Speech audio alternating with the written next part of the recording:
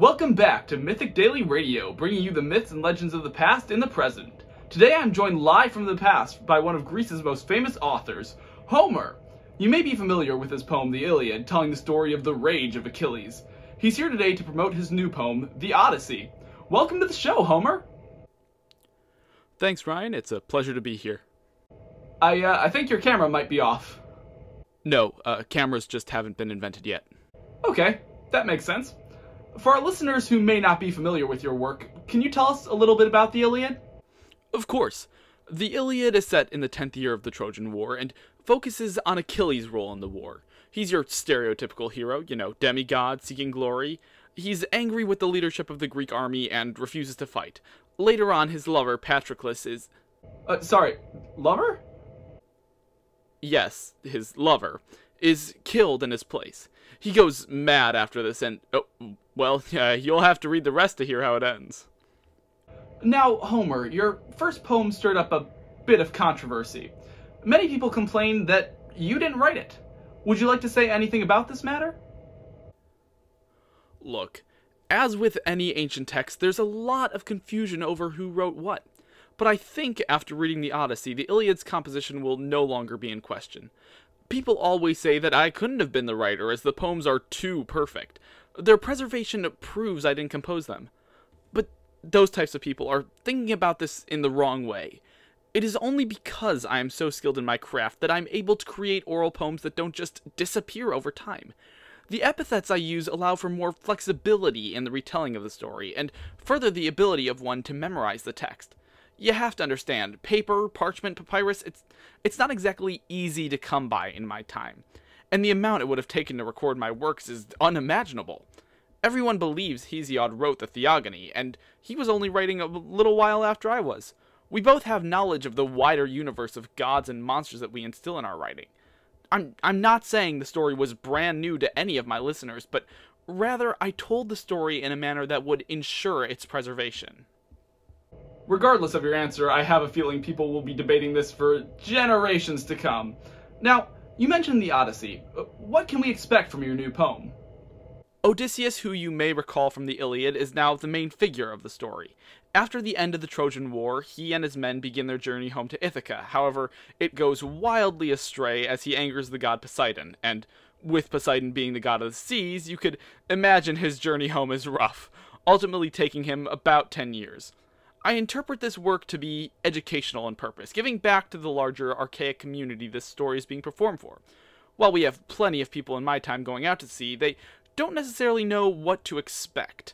In his journey home, Odysseus encounters a number of fantastic and terrifying creatures on various islands throughout the Mediterranean, so the Odyssey functions as a guide to the Mediterranean, the uncharted places of monsters, and the places where the Greeks can be sure to find allies.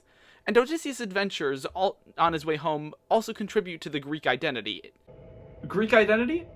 I'm sorry to spoil things for you, but the Greek identity really doesn't emerge until sometime after some external conflict in the classical period. I think you may be confusing Greek identity and Greek unity. See, the Greek identity goes back to the idea of nation myths. The idea that a place is built on a past that doesn't necessarily exist, and therefore people are proud of their identity because their shared past is so great. They have an inherent right to remain powerful or in control. Mythological figures build and break relationships, and it is those relationships that influence the future generations of people living in what was once their domain. Alright, I think I've explained the poem's purpose enough. Would you like to hear a little taste of what you can expect from the new story? Absolutely. Let's hear it. Now, for my audience here in archaic Greece, I would normally perform it in dactylic hexameter, but I imagine that wouldn't be enjoyed in quite the same way. So I'll share a little bit of the story in the musical stylings people in your time tend to prefer. Sailing from Troy, trying to get home to Ithaca, my no store.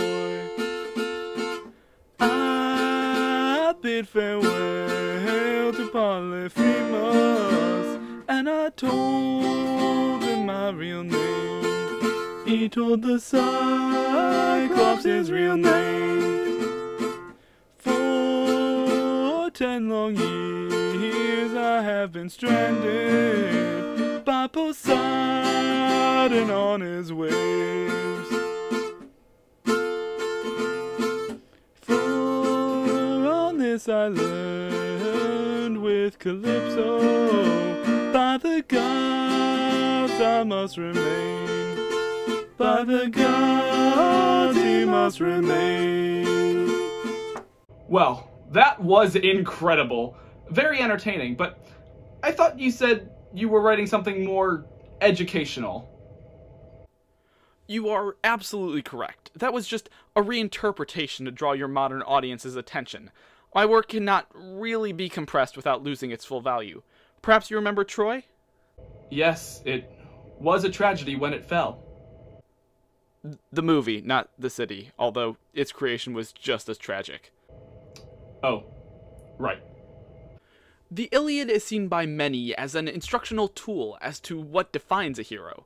But the movie Troy pretty much teaches you that Achilles loved Chryseis. I've actually already sold the film rights to the Odyssey to Touchstone Pictures for a movie starring George Clooney. I've read a few early drafts of the script, and I must say it seems very entertaining, because it has the same outline as the Odyssey. But it does not have the same messages in its delivery. This movie is not going to provide anyone a guide to navigating Mississippi. Mississippi? Well, that too.